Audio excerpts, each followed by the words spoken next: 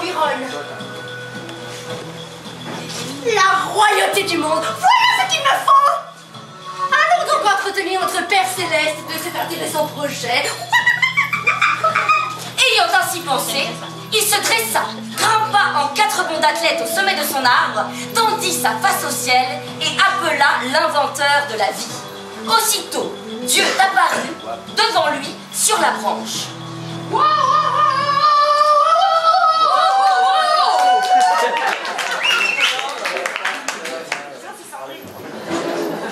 Que me veux-tu, mon fils? Seigneur, pourquoi tu fais l'homme gouverneur de la terre?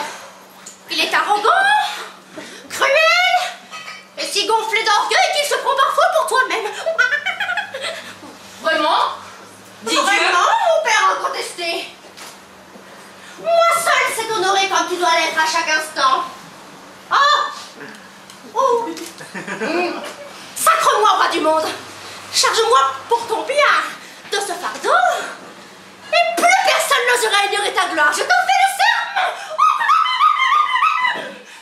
Se peut-il que plus personne n'éprouve aucun bonheur à vivre? Demanda Dieu, perplexe. Oh, tu vois? Oh, c'est bon. Viens ici, mon fils velu, ça. Allons sans par les chemins. Et si nous découvrons un seul être, enfant d'homme ou d'animal, brin d'herbe ou rocher, qui éprouve le bonheur d'exister, non, c'est pas ça, qu'il maudisse la vie que je lui ai donnée. Je te fais, promis, juré, cracher, maître des créatures. Le singe, sûr du mal qui règne sur la terre, descendit de son arbre et tandis qu'il battait sa poitrine bombée au rythme du tam-tam de guerre. Vois-tu ton ombre, fils? Murmura Dieu à son oreille. Vois-tu ton ombre, fils? C'est moi. Va, je te suis. Le singe s'en alla, flair en l'air, l'œil luisant. À peine avait fait-il 10 pas sur le sentier qu'il buta de l'orteil contre un caillou à demi enfoui dans la poussière.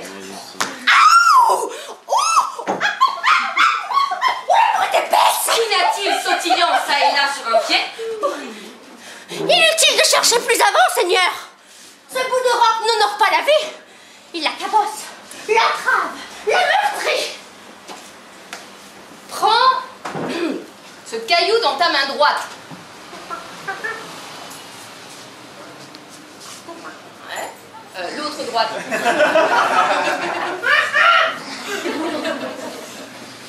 Prends une pierre semblable dans ta main gauche.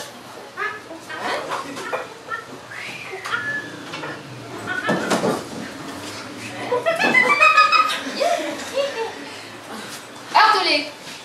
Le singe obéit.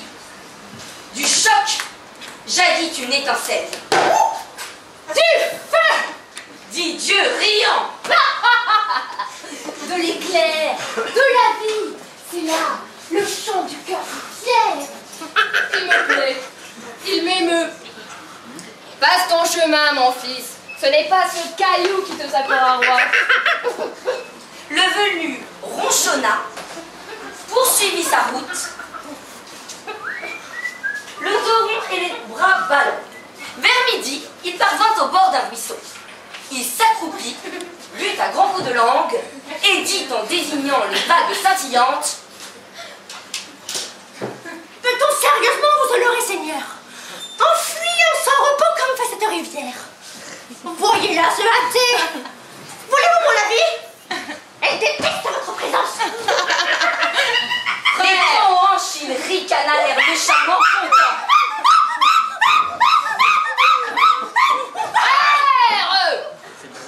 Que dis-tu là? Elle est partout où on l'espère. Dans l'herbe, dans le bec des oiseaux, dans la main qu'on lui tend. Regarde l'arc-en-ciel, c'est sa prière. Regarde le jardin, c'est elle qui les abreuve. Allez, l'ouvrière de la vie. Elle travaille à la beauté du monde.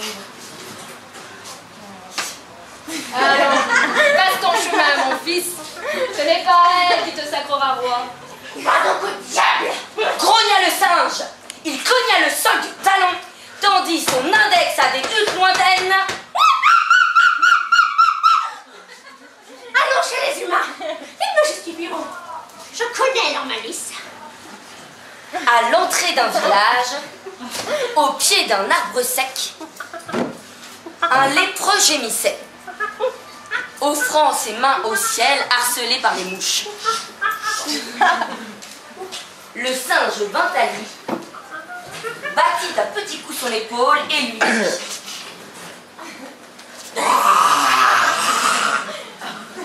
Homme, je te comprends.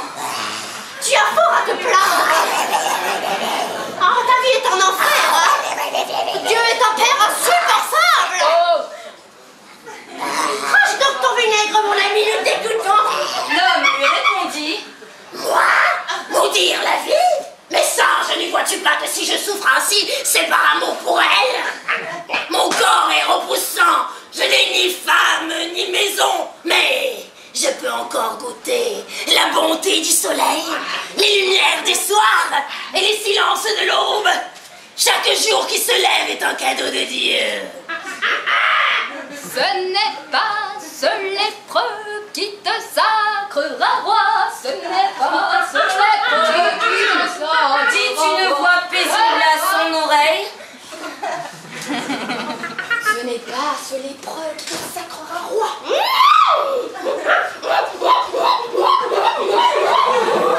Le singe ronchonnant s'en revint au chemin, s'enfuit de quelques pas. Il s'arrêta aussitôt, l'œil soudain allumé. J'entends quelqu'un gémir. Quoi? C'est quoi? C'est qui? Un aveugle venait, tâtonnant du bâton le long des murs de terre. Comme il passait dans l'ombre du chercheur impatient, il tournait son visage çà et là et balbutia: Seigneur! Seigneur! Donnez-moi la lumière! À la lumière, c'est moi. murmura Dieu.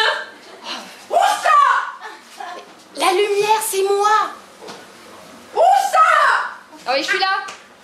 Où ça? Je suis là. Là. Je suis là. Où ça? Je suis là. Ici, là. Non, non, ça, c'est pas moi. Bon, il me cherche. Laisse-le donc aller. Et moi, ce n'est certes pas lui.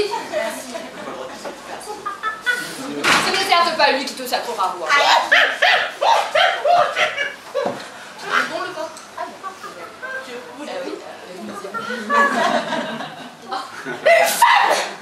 Voilà ce qu'il me faut. Marmonna le volu les sourcils batailleurs.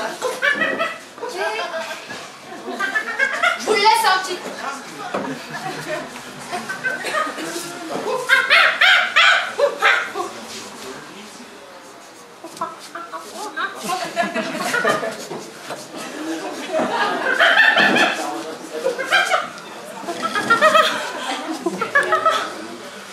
Regarde celle-là. Hey. Quand la criée contre son nourriture, le sein.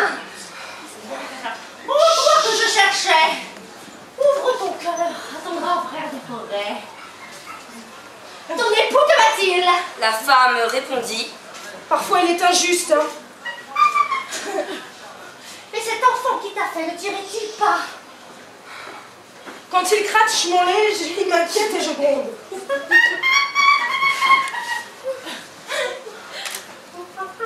Admets-le, ta vie est un enfer.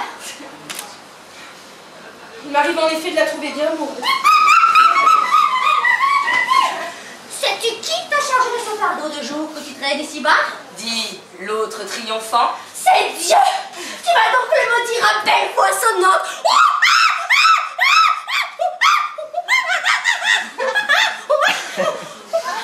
Bravo, hein.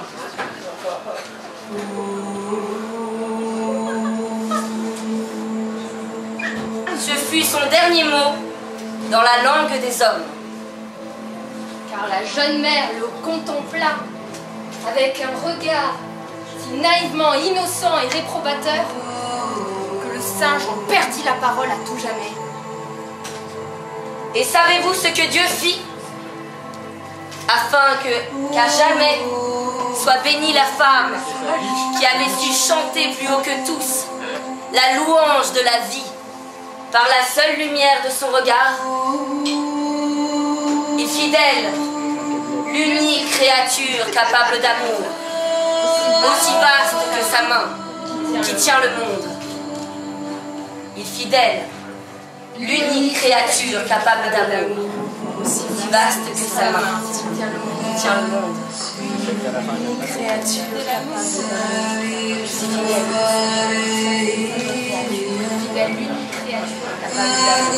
aussi vaste que sa main. Fidèle, l'unique créature capable d'amour.